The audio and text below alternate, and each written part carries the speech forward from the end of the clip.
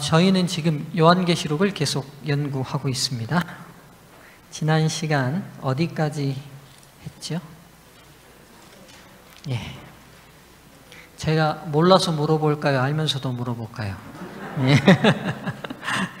제 마음을 어떻게 잘 아셨습니다. 자, 6장 펴겠습니다. 지금 7인의 계시의 마지막 계시, 7번째 계시 전 6번째 계시를 저희가 인을 하다가 마쳤습니다. 자, 다시 한번 6번째 인의 내용을 좀 읽고 시작하겠습니다. 계시록 6장 12절에서 17절입니다. 장로님, 본문을 좀 띄워주세요. 자, 계시록 6장 12절에서부터 17절에 있는 말씀입니다. 자, 천천히 읽을게요. 자, 제가 몇 번 강조하죠. 성경 글을 읽을 때 머릿속으로는 어떻게 하셔야 된다고요? 이 글을 옮겨 적었던 사람은 다 이상을 보신 거예요. 그러니까 그 이상을 떠올리시도록 자꾸 생각하셔야 되거든요. 이 신학 용어로 거룩한 상상이라고 합니다. 거룩한 상상이라고 하는데요. 이게 좀 익숙해지셔야 돼요. 계시록은 그래야 훨씬 더 여러분에게 좀 흥미있게 다가올 수 있습니다. 자, 12절. 내가 보니 6째 인을 떼실 때에 여러 새로운 신자들이 계시니까 좀 설명을 더 하죠. 지금 이 7인의 계시는 이 인이 뭔가 이렇게 지금 또 처음 들으시는 분은 다 헷갈리실 수 있어요. 옛날 책은 어떻게 했다고요? 옛날 책들은 네, 그렇죠. 이렇게 두루마리로 말았다고요. 그렇죠. 말고 난 다음에 이 문서가 굉장히 중요하고 특별히 누군가만 보고돼야 할 중요한 문서면 어떻게 했다고요? 네, 실로 이렇게 꿰맸습니다. 꿰맨 다음에 그 다음에 어떻게 했냐면 촛농이나 진흙으로 떨어뜨려서 여기를 매듭을 지었어요. 네. 그러면 이제 이 문서가 지나갈 때 이 이걸 펴볼 수 있는 특별한 자격이 있는 사람은 드디어 이 파라핀, 촛농을 깨고 실을 풀어서 이 문서를 볼 수 있는 겁니다. 지금 7인의 계시가 무엇이냐? 하나님 보좌 우편에 두루마리가 있었고 두루마리 책이 있었고 그 책이 7개 인으로 어떻게 돼 있었어요? 인봉돼 있었어요. 그 인이 하나씩 깨질 때마다 특별한 이상이 지금 나타나고 있는 겁니다. 예, 이해되셨죠? 자, 이해되셨죠? 예.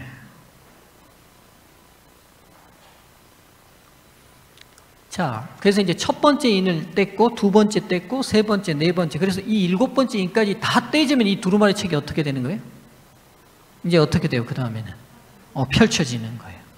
자, 그러니까 이 두루마리 책이 펼쳐진다는 것은 지금 이 이상이 우리에게 보여주고 있는 중요한 의미가 예수님께서 부활 승천하시고 난 다음에 하나님 보좌 우편에 이르시게 됐어요. 그리고 그분이 그 보좌 우편에 이르게 되자 온 우주 거민이 그분의 영광을 찬양하는 찬양의 장면이 펼쳐졌죠.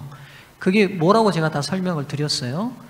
본래 보좌 우편이 누구의 자리예요? 하나님 보좌 우편이 예수님의 자리예요. 그리고 고대 왕국에서는 왕자가 컸다고 제가 말씀드렸어요. 그리고 그 왕의 오른편에 앉는 사람은 왕만큼 존귀하거나 공통 통치자가 앉을 수 있는 자리예요. 이해되시죠? 그러니까 본래 그 자리가 예수님 자리셨는데 예수님께서 이 땅에 죄진 인간들을 위하여 그분이 친히 뭐가 되심으로써 이 자리를 잠시 비워두셨어요? 인간이 돼 주셔서 내려오셨어요. 왜요? 첫 번째 아담인 인간이 하나님의 율법에 순종하는 일에 성공했어요? 실패했어요? 실패했어요. 하늘의 법이든 지상의 법이든 동일해요. 죄에 지면 죄에 따른 뭐가 따라요? 형벌이 따릅니다. 근데 하늘의 법칙은 죄의 삭슨, 곧 뭐다? 사망이에요. 왜냐하면 하나님의 율법을 거부했다는 것은 하나님의 생명력도 더 이상 받겠다 안 받겠다? 안 받겠다는 거예요. 에덴 동산으로 다시 돌아가면 사단이 하와를 꼬실 때 뭐라고 얘기했냐면 너 이거 먹으면 누구처럼 된다고 말했어요. 하나님처럼 된다고 말했어요. 이 말은 굉장한 의미가 있어요. 그 말은 무슨 말이냐면 하나님이 된다는 말은 나는 누구에게 어떤 생명력도 의지하지 않고 독립하겠다는 선언이에요. 근데 우리 안에 스스로 만드는 생명력이 있어요? 없어요. 우리는 빌려온 생명력만 가지고 있어요. 그러니까 세월이 지나면 다 어떻게 되는 거예요? 아주 쉽게 예를 들게요. 제가 어렸을 때는 꽃감을 어른들이 어떻게 말렸어요? 네, 달아 매기도 하고요. 제대로 꽃감을 안 드셔보셨네요. 가난하셔가지고. 여러분, 나무에다가 꽃감을 하나씩 끼잖아요. 그래서 몇 개씩 끼워요? 10개씩 끼워요. 그렇죠?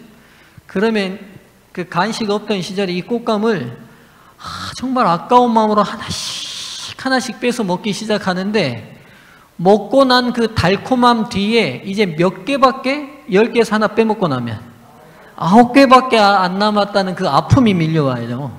거기서 또 하나 더 빼먹고 나면요. 그 혀끝에서 달콤하긴 한데 그 다음 또 뭐가 밀려와요? 8개밖에 안 남았다는. 그래서 끝내 다 먹고 나면 어떻게 돼요? 유전적으로 우리가 왜 죽습니다. 이제 의학이 발달하니까 의사들이 다 발견해 냈잖아요. 생장점이 계속 자라면 안 죽어요. 새세포가 계속 자라면. 근데 더 이상 어떻게 돼요? 어느 일정 시장이 지나면. 그러니까 사람 생명력이 뭐와 똑같냐면 꽃감 빼먹는 것과 똑같아요. 빼먹으면 끝내 새로 보충되면 되는데 안 돼요. 그러니까 우리의 생명력이 철저히 우리 안에서 자가 발전되는 생명력이 아니에요, 여러분. 이건 뭐 성경을 몰라도 다 아는 거 아니에요? 인생이면 다 아는 거 아닙니까? 인류가 지금까지 산 이래에 자기가 자가 발전해가지고 생명을 연장한 사람이 있냐고요?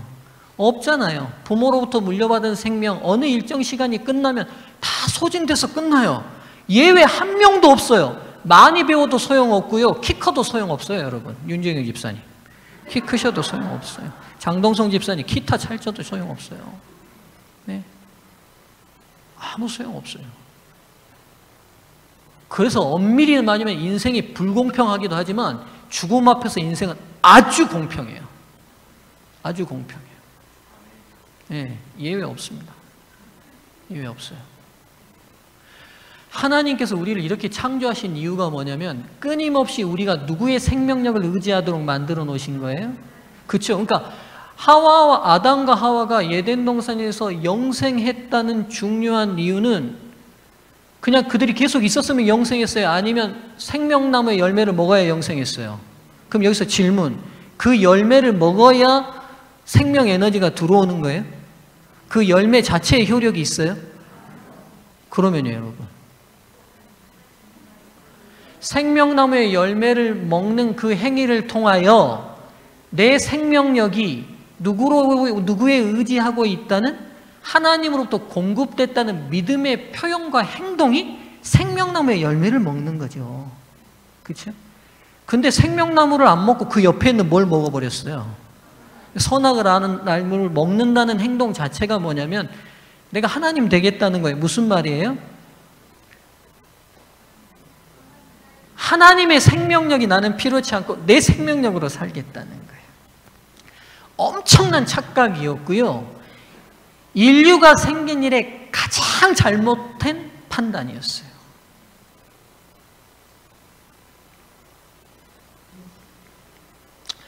그래서 여러분 오해하시면 안 돼요. 하나님께서 우리를 죽이고 싶어서 죽이시는 게 아니라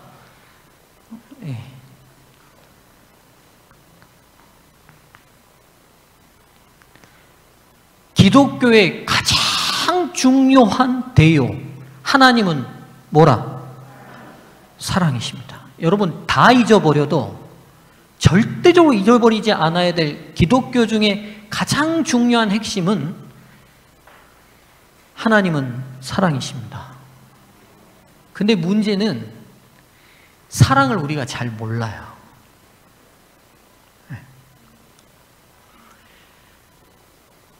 오염 없는 완전한 사랑은 뭐가 전제돼야 하느냐?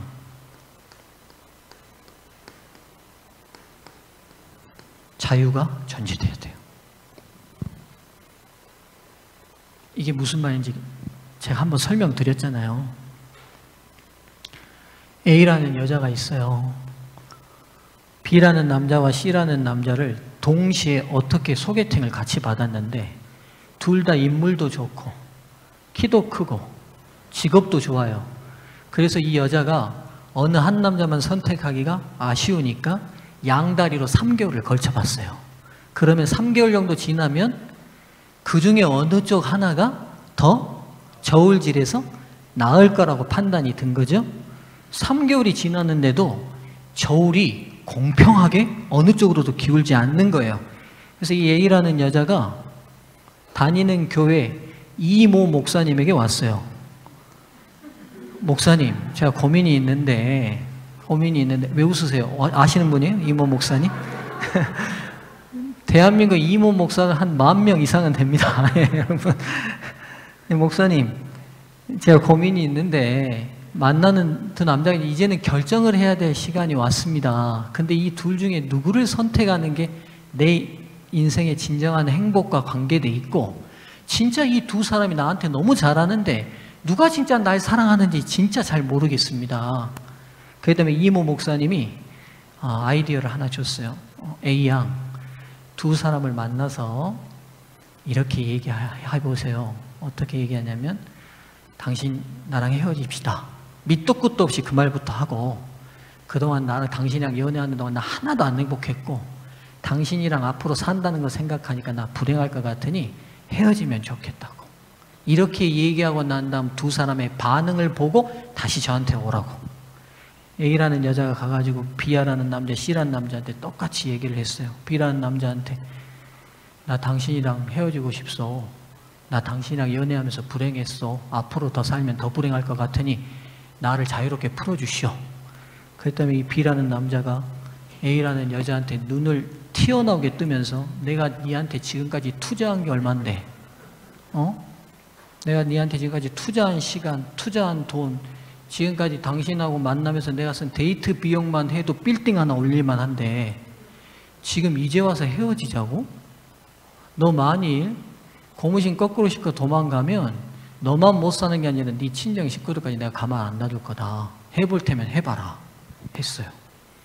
C라는 남자한테 왔더니만 A라는 여자가 나 당신이랑 결혼하면 불행할 것 같으니까 날 자유롭게 놔달라고 그랬어요. 그랬더니 이 C라는 남자가 심각하게 다시 물어요. 진짜 나랑 지내면서 불행했냐? 불행했다. 그럼 내가 앞으로 더 잘하겠다. 당신 마음에 들게 정말 최선의 노력을 다 할 텐데 나에게 기회를 다시 한번 주면 안 되겠냐? 필요 없다. 이 A라는 여자가 연극에 맛을 들여가지고 막 이제 더 리얼하게 하는 거예요. 앞으로 당신이랑 1시간도 지내는 게 난 싫다. 그다음에 이 C라는 남자가 고개를 갑자기 푹 숙이더니만 닭똥 같은 눈물을 뚝뚝 커피잔 위에 2방울을 뚝뚝 떨어뜨리더니만 나는 당신이랑 있는 게 참 행복했다. 근데 만일 당신이 나랑 있는 게 불행하다면 나는 당신에 있어서 행복해서 좋지만 당신의 불행을 나는 볼 수 없으니 당신을 외롭게 해주고 싶다. 그리고 당신이 떠난 아픔과 슬픔은 내가 감수하고 살겠다. 이모 목사님한테 와서 반응을 했더니만 누구하고 결혼하라고 했겠습니까? 여러분이 다 이모 목사님이시네요. 제가 보니까. 여러분 왜 그러시죠?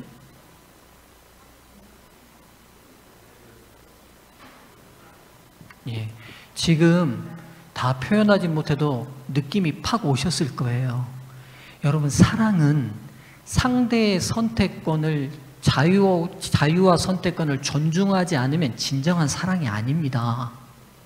근데 인간들은 이미 사랑이 죄로 인해서 오염돼 있어요. 그러다 보니까 사랑과 소유를 착각합니다. 내가 당신 사랑하는 거 알죠? 그러니까 앞으로 당신 하얀색 원피스만 입고 머리는 30cm 이상 늘 길어야 돼요. 알겠죠? 그리고 당신 립스틱은 꼭 빨간색으로만 바르세요. 그리고 마스카라는 안 됩니다. 그리고 눈썹 문신 할 생각도 하지 마세요. 제가 지금 사랑하는 겁니까? 집착하는 겁니까? 나 사랑한다니까요, 여러분. 뭐가 문제죠? 상대의 선택권과 자유가 존중되지 않는 사랑은 사랑이 아니에요, 여러분. 근데요, 우리 그거 사랑이냥 착각 많이 하고 삽니다. 우리 자식들에게 내 바운더리에 영향이 미치는 범위 내에 자유, 여러분이 지금 어떻게 하고 있는지 한번 생각해 보세요. 그렇죠? 여기에 누구도 예외가 아니냐? 저도 예외가 아닙니다. 제 아이들한테 제가 하는 모습들을 볼 때 내 기분, 내가 원하는 틀에서 이렇게 벗어나는 거, 그 아이의 선택권과 자유는 중요치 않아. 내가 원하는 룰에서 벗어나는 선택을 했을 때 막 화가 나고 강력한 제재를 통해서 억압하고 싶어요. 그렇죠? 보세요. 하나님이 만일 우리처럼 오염된 사랑을 하셨다면 에덴 동산에서 선악과를 만드실 필요가 없어요. 근데 하나님께서는 우리를 진짜 사랑하시기 때문에 뭐까지 주셔버렸냐? 사랑을 거부할 자유까지 주셨어요. 내가 너희를 죽도록 사랑하는 거 너희 알지? 그래도 내 사랑이 언제든지 만족스럽지 않으면 내 사랑을 거부할 선택권을 너에게 주겠다는 거예요. 이건 사랑에 완전한 자신감이 있지 않고는 아무도 할 수 없는 행동입니다. 예를 들게요. 이런 거랑 똑같아요. 윤주경 집사님이 김지종 집사님한테 여보, 내가 당신 사랑하는 거 아는데 언제든지 나보다 더 잘해주는 남자가 생기면 나 떠나도 괜찮아. 이렇게 하실 수 있어요? 안 되죠. 불가능해요. 우리는 만일 그렇게 그런 말도 할 수 없고 그런 생각도 아직 안 와요. 근데 하나님은 얼마나 놀라우신 분이냐면 우리를 위하여 모든 것들을 다 준비하는 완벽한 계획하에서 우리를 사랑하시면서 또한 우리가 그 사랑을 거부할 수 있는 자유까지 주셨어요. 하나님은 사랑이십니다. 그래서 여러분 이 사랑을 깊이 깨닫게 될 때 우리에게 깊은 감동이 있는 거예요. 우리의 삶을 다 던져서라도 그분을 사랑하고 싶은 마음이 그때 일어나요. 하나님은 그런 사랑을 원하세요. 나도 너희를 위하여 그렇게 사랑했으니 너희도 나를 자발적으로 그 사랑에 반응해서 해바라기가 해의 따뜻함에 늘 반응하여 나아가는 것처럼 너희들도 그렇게 되기를, 그렇게 하나님을 사랑하시기를 기대하고 바라시죠.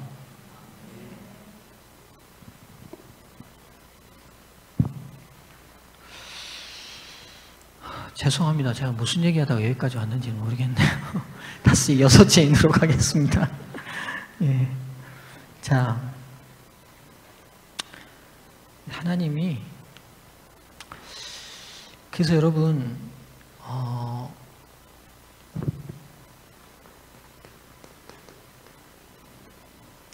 사탄과 하나님의 가장 큰 특성이 있는데 사탄은 강요합니다.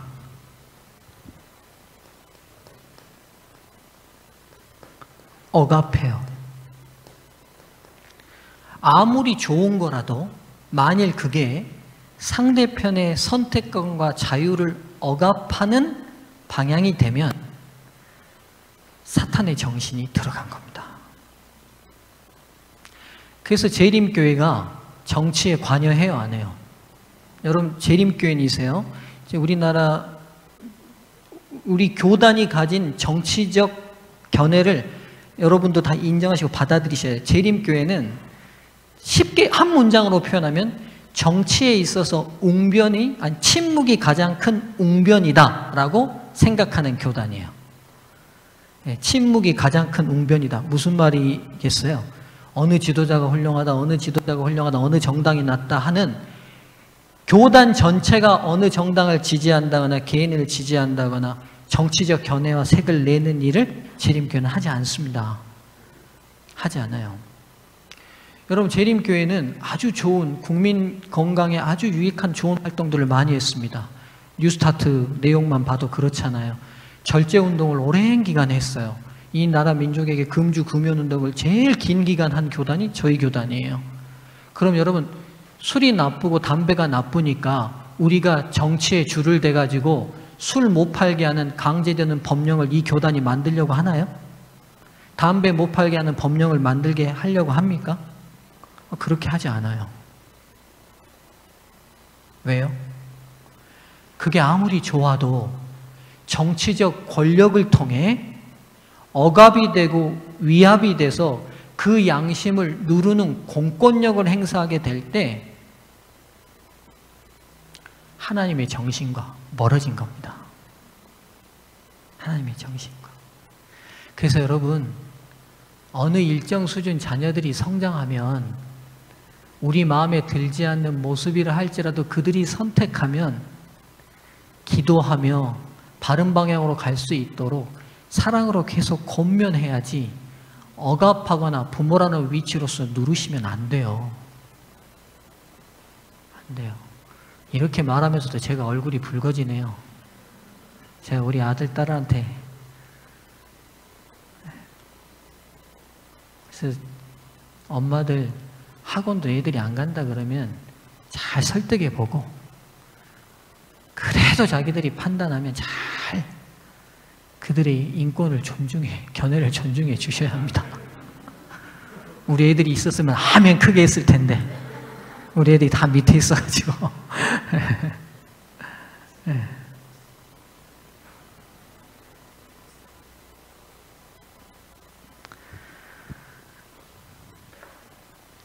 예, 돌아가죠. 6장 12절부터 17절까지를 읽겠습니다. 내가 보니 6째 인을 떼실 때에, 자 이제 6번째, 여러분 그 상상이 되시죠? 두루마기에 이렇게 천농이 6개 딱딱 떨어져, 7개 떨어져 있는 거예요. 첫 번째, 두 번째 다 깨졌습니다.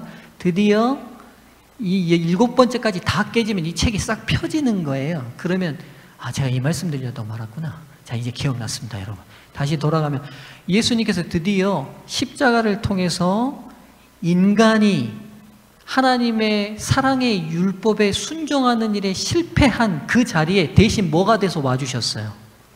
인간이 돼서 와주셨죠. 그리고는 그분이 뭐 하셨어요? 성공하시고 승리해 주셨잖아요. 우리를 대신해서. 그렇죠? 이해되시죠? 그러니까 우리가 구원받을 길을 왜 여셨냐면 인간이신 예수님이 승리했기 때문에 길이 열린 거예요. 그래서 그 승리를 이루시고 난 이후 그분이 원래의 자리인 하나님 보좌로, 본인의 보좌로 다시 하늘에 돌아가셨어요. 그래서 온 우주의 거민들이 진짜 하나님은 사랑이시고 이 사랑으로 통치하는 하나님의 율법은 진짜 뭐다? 옳다, 공의롭다는 것을 다 인정했어요. 온 우주가. 근데 이걸 유일하게 누가 인정 안 한 거예요, 끝까지? 지구만. 반역에 계속 동참해서 남아있는 상황이잖아요. 그러면 하나님께서 이미 승리하시고 본인의 사랑의 율법이 완전하다는 걸 증명했기 때문에 십자가 사건 이후에, 죄송한 얘기지만 지구를 그 이후에 멸망시켜도 문제가 됩니까? 안 됩니까? 법상으로는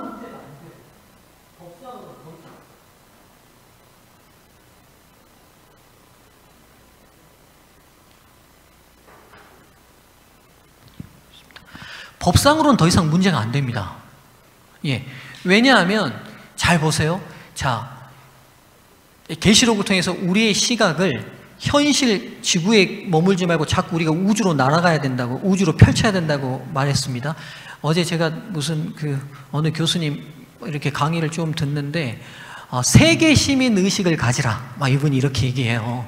그러니까 우리가 어느 대한민국 어느 한 귀퉁이에 사는 사람이 아니라 이제는 우리가 여기서 쓰는 환경의 모든 문제들이 지구 반대편 누구에게 가요?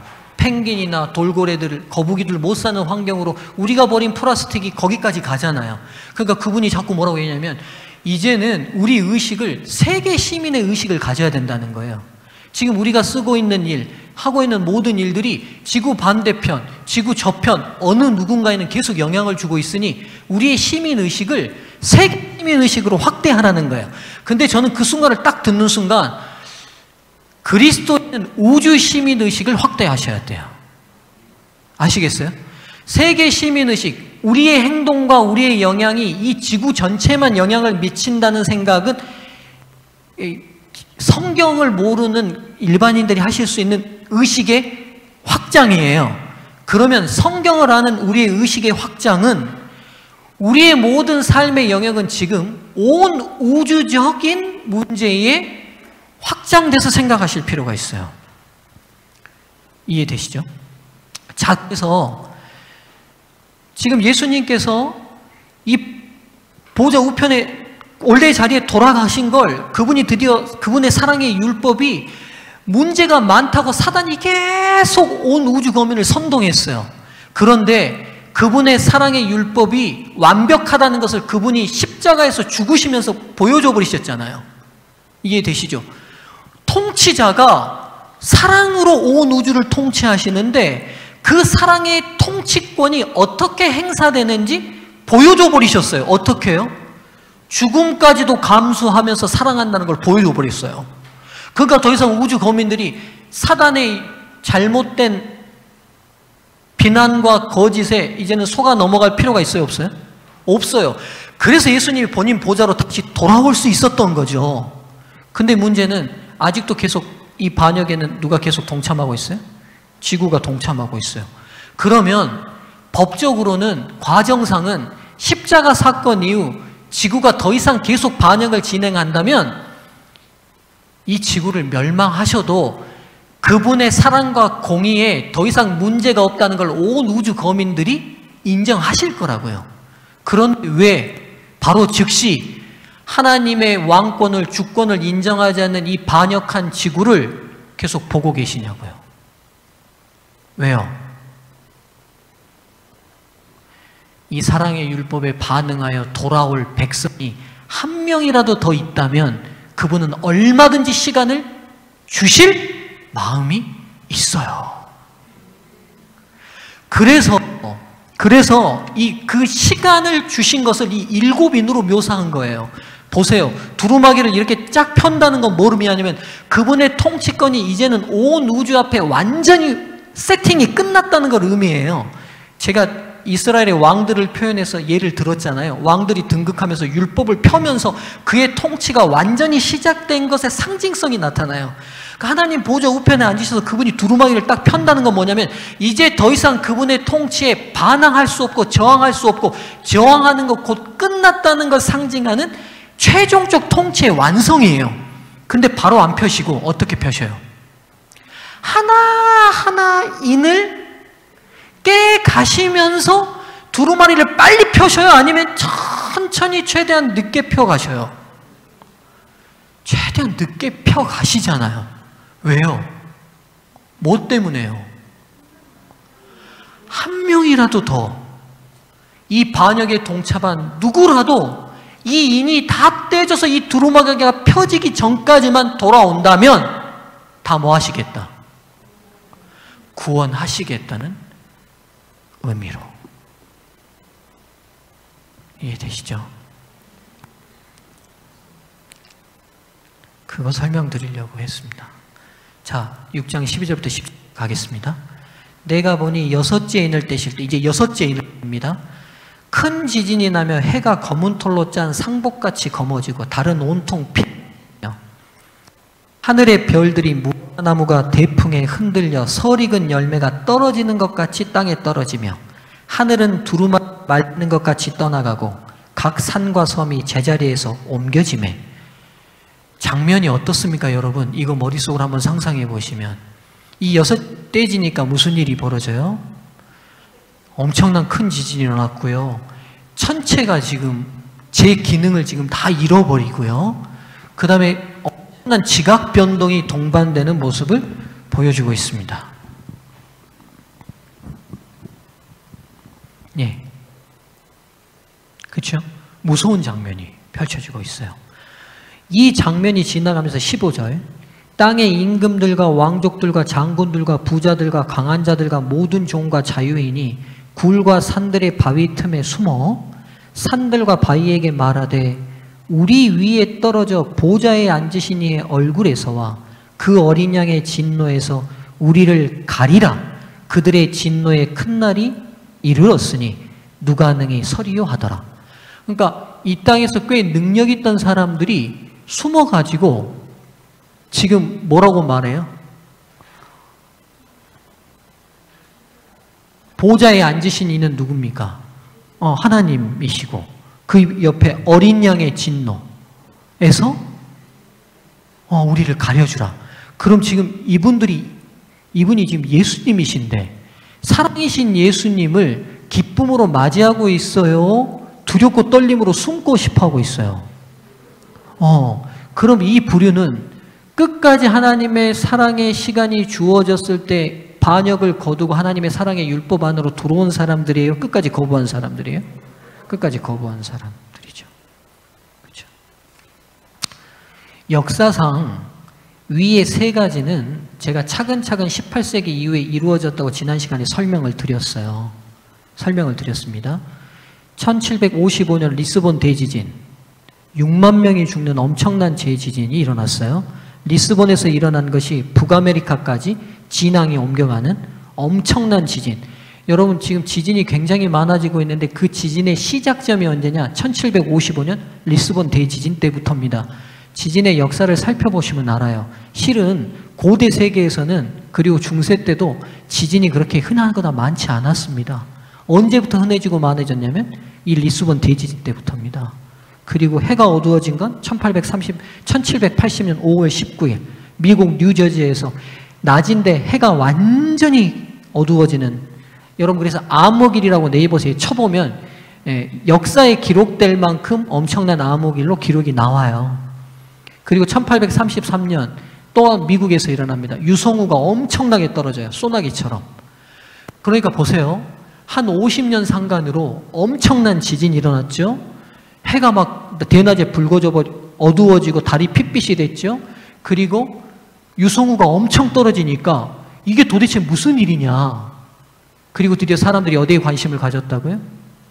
성경이에요. 성경이에요. 그리고 성경에 이런 일이 있는 후에 누가 오겠다고 예언돼 있어요. 마태복음 14장에 예수님이 재림하시겠다는 예언이 있잖아요. 그러면서 그 엄청난 천재지변을 보고 사람들이 드디어 각성하기 시작했어요. 여러분 잘 보세요. 18세기 지나면서 19세기 초에 산업이 급속도로 발전합니다. 그렇죠? 산업혁명이 일어나면서. 산업혁명이 일어났다는 것은 자본주의, 즉 돈에 맛을 들이는 인간들이 대부분 많아졌다는 말이고, 여러분 영국의 산업혁명 당시에 그래서 사람들이 얼마나 불량했는지 몰라요. 이 산업혁명의 발굴이 석탄과 석유잖아요. 그것 때문에 엄청난 발전이 이루어졌는데, 영국이 석탄을 캘 때 구를 크게 파면 돈이 많이 드니까 탄광업자들이 어떻게 했냐면 7살, 6살 이런 애들이 들어갈 만한 조그맣게 구를 파요. 그리고 가난한 애들 허리에다 묶어가지고 수십 미터를 내려보내서 석탄을 캐게 만들었어요. 뭐 때문에요? 돈 때문에요. 온갖 부패와 타락이 유럽 전역을 휩쓸기 시작합니다. 사람이 부해지면 사치하고 타락하잖아요. 근데 그때 이 엄청난 천재의 지변을 경험하고 난 다음에 그들이 정신을 차리고 들여다보니 이런 징후들은 뭐가 있을 때 있다고 성경이 예언하고 있어요? 예수님 오실 때 일어날 징후라고 기록되어 있는 걸 보게 돼요. 그러면서 그들이 성경에 집중하기 시작하고 유럽 전역과 북미 대륙이 성경을 깊이 연구하는 대각성 운동들이 일어나기 시작합니다. 대각성 운동들이. 그 대각성 운동의 하나가 누가 오시니까 맞을 준비하자. 드디어 초림하신 예수님이 왕 중 왕으로 다시 재림하신다. 그러니 우리가 그분을 맞을 준비하자 해서 재림 운동이 초교파적으로 일어나게 됩니다. 초교파적으로. 그러니까 그동안 천주교요, 장로교요, 침례교요, 성결교고 뭐 크리스찬 커넥션이고 뭐 다 싸웠던 교단들이 예수님이 오시는데 우리가 서로 싸울 필요가 있느냐. 우리가 한 그리스도인 아니냐. 그래서 마음을 열고 합치기 시작했어요. 그래서 수백 명의 다른 교단의 목사님들이 모이게 됐고 수십만의 다른 교단의 교인들이 모여서 예수님 맞을 준비를 철저히 하기 시작합니다. 예수님 맞이하려면 누구처럼 돼야겠어요? 성경 보니까. 누구처럼요? 예수님처럼요. 근데 내 안에 욕심이 많아요, 적어요? 많아요. 그러니까 진정한 회개들이 일어났어요. 욕심 부렸던 사람들이 욕심을 내려놓고, 그래서 재림 운동이 가까운 시기에 무슨 일이 벌어졌냐면 상점들은 문을 열어놓고 가난한 사람들에게 무조건 물건들을 다 가져가라고 했어요. 가져가라고. 이런 일들이 벌어졌어요. 그리고 예수님 곧 오시는데 술 먹고 타락한 남자들 이렇게 놔두면 안 되겠다고 싶어가지고 여자들이 술집 문 닫는 기도의 모임을 만들었어요. 그래가지고 그 술집 앞집마다 가가지고 기도회를 하는 거예요. 그렇게 해서 몇 개가 닫았냐면 역사의 기록에 250개 이상 문이 닫혔어요. 이런 일들이 벌어진 거예요. 이런 각성들이. 그런데 곧 오실 것 같은 예수님이 오셨어요? 안 오셨어요? 이런 징조가 있는 다음에 분명히 온다고 했는데 안 오신 거예요. 그러니까 엄청 사람들이 실망했죠. 그럼 여러분 왜 그때 바로 안 오신 거죠?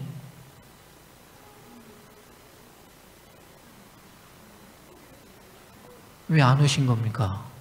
그때 와버렸으면 한국은 복음을 받아들였겠어요? 못 받아들였겠어요? 여러분 그 당시 한국은 아직 복음이 들어오지도 않은 땅입니다.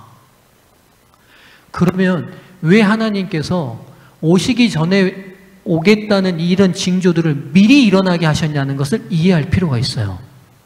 문제는 기독교 복음을 가진 유럽과 미국이 산업혁명의 여파로 잘 먹고 잘 사니까 복음 전할 생각을 해요, 안 해요? 다른 이웃에 대한 사랑이 있어요, 없어요? 없어요. 그래서 하나님께서 밑당겨서 경고로 재림의 징조를 미리 보이신 거예요. 그들이 각성하고 난 다음에 깨달은 게 땅끝까지 뭐가 전해져야 오시겠다고 또 약속하셨어요? 복음이 전해져. 천국 복음이 땅끝까지 전해지면 오겠다고 하니까 미국, 영국에서 수많은 청년들이 뭐로 다 나섰어요? 선교사로. 그래서 어디로? 복음이 없는 아시아로. 그래서 19세기 초에 일본, 중국, 한국, 동남아에 다 복음이 들어가기 시작한 거죠. 네. 그리고 지금은 거의 많은 민족에게 이제는 거의 복음이 들어갔다고 할 만큼 들어가게 됐습니다. 그러나 아직 계시록에 한 이 예언은 아직 안 이루어진 게 있어요. 여러분 우리가 보셨지만 14절 보세요. 하늘인 두루마기가 말리는 것 같이 떠나가고 각 산과 섬이 제자리에서 옮겨지며, 이거 이루어졌어요? 안 이루어졌어요? 안 이루어졌죠. 그렇죠?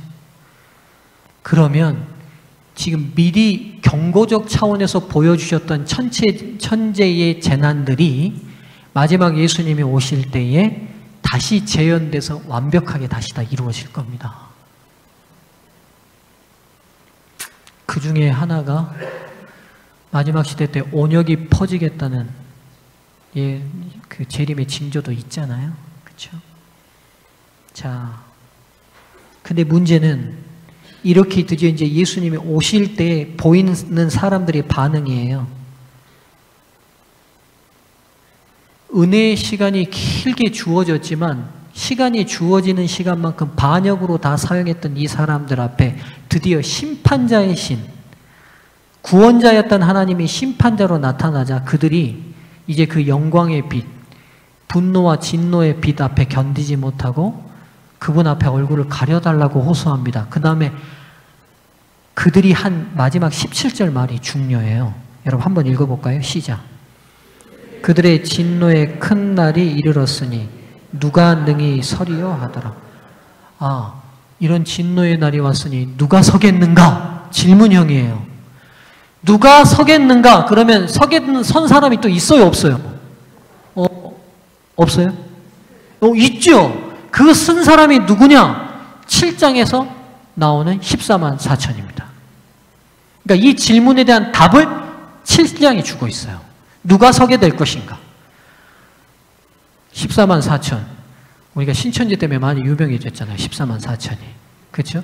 이 14만 4천이 어떤 실체인지 이제 7장을 연구하면서 보게 될 거예요. 그러니까 지금 자 보세요. 지금 계시록의 구조가 6장의 마지막 절에 6째 인이 떼졌어요. 그럼 7장에서 바로 그 다음 7째 인이 나와야 되는데 7째 인이 안 나오고 몇 장에 나와요?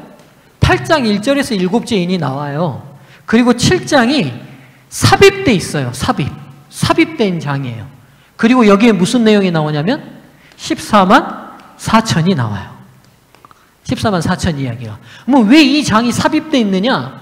그 이유가 바로 이 6장에서 재림의 순간 끝까지 반역해서 하나님의 사랑 안에 돌아오지 못했던 사람들이 울며 토로하는 소리, 이 하나님의 진노의 날에 누가 서겠는가? 그 선 사람 여기 있다. 그게 7장에서 등장합니다. 14만 4천. 예. 14만 4천 다음 시간에 공부하고요. 잠깐 건너뛰어서 이제 8장 1절 7째 인으로 가겠습니다. 7째 인은 한 절로 돼 있어요. 8장 1절 보십시오. 자, 함께 읽을까요? 시작.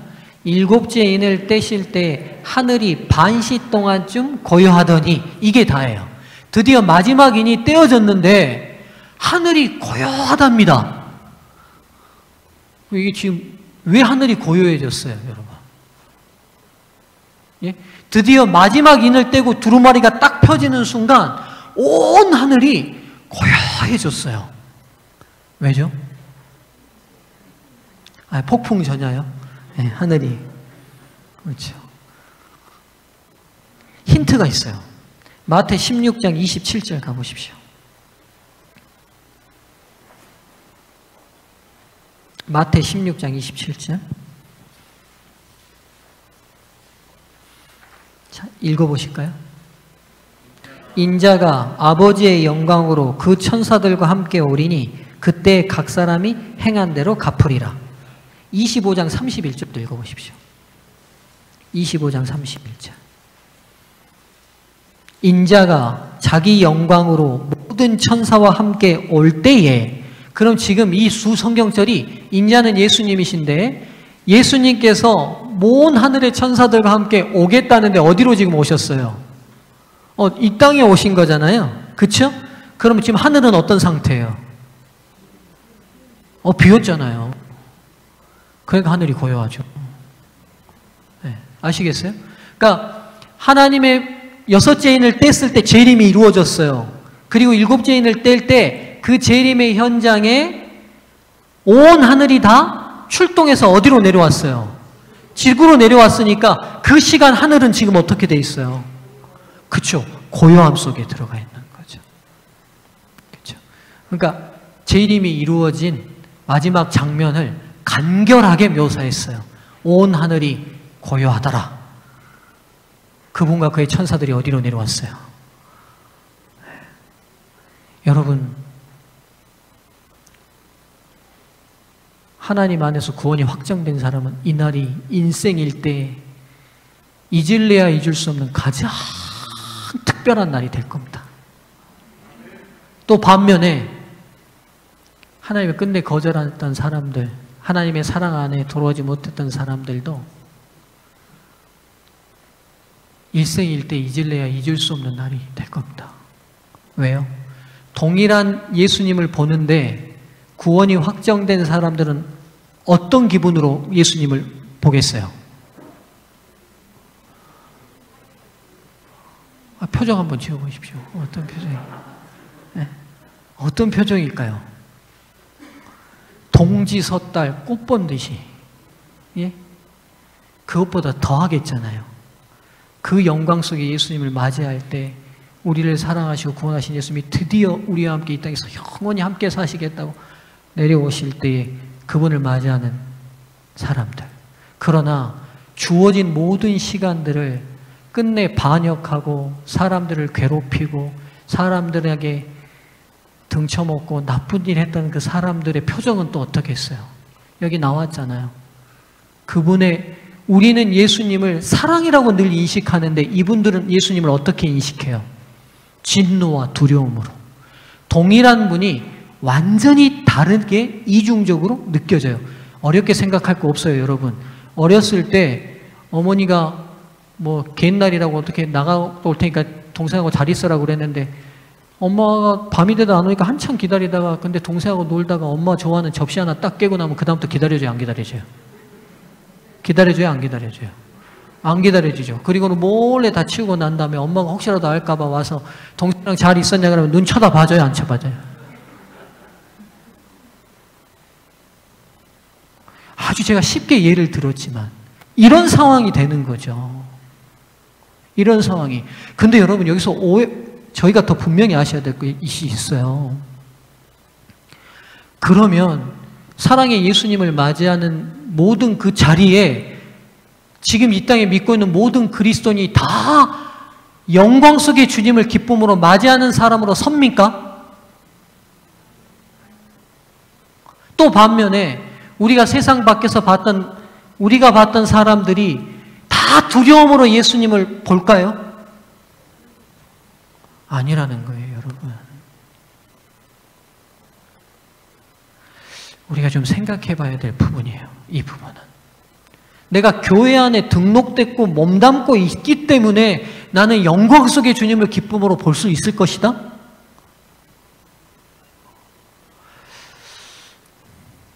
14만 4천 할 때 자세히 하겠습니다. 이 부분은. 이제 하나님은 사랑이십니다. 그래서 사랑장 고린도전서 13장은 하나님의 사랑에 대해서 우리에게 많은 정보를 주지요. 그 사랑의 특징 중에 첫 번째가 뭐냐면 사랑은 이거 참 의미 있는 말씀이에요. 오래 참고 영원히 참고 끝까지 참고 뭘 해도 참고? 아니요. 오래 참고요. 오래 참고요. 여러분 일주일 동안 살면서 혹시 억울한 일 당하신 분들 있으시죠?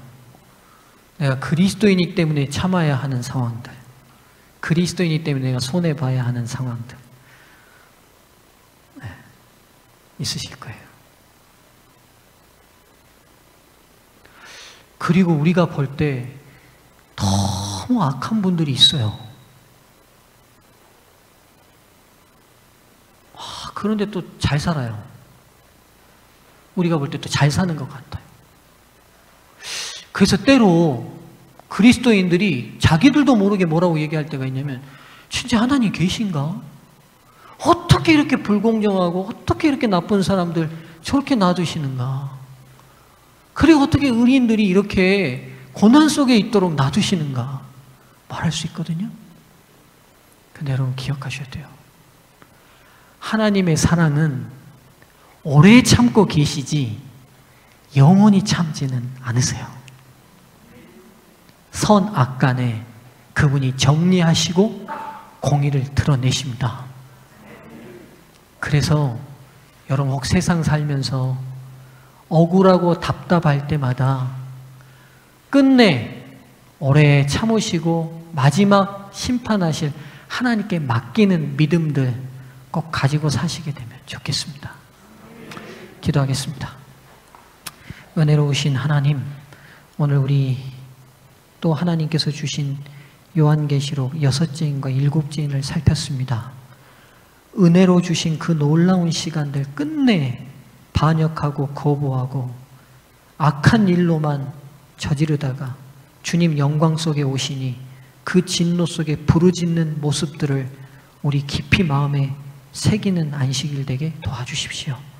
혹 우리가 그런 부류가 되지 않도록 하나님 도와주시옵소서.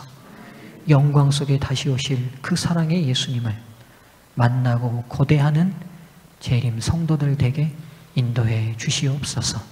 하나님, 우리가 재림 성도이기 때문에 때론 세상에서 억울하고 가슴 아픈 일을 당할 때들이 있습니다.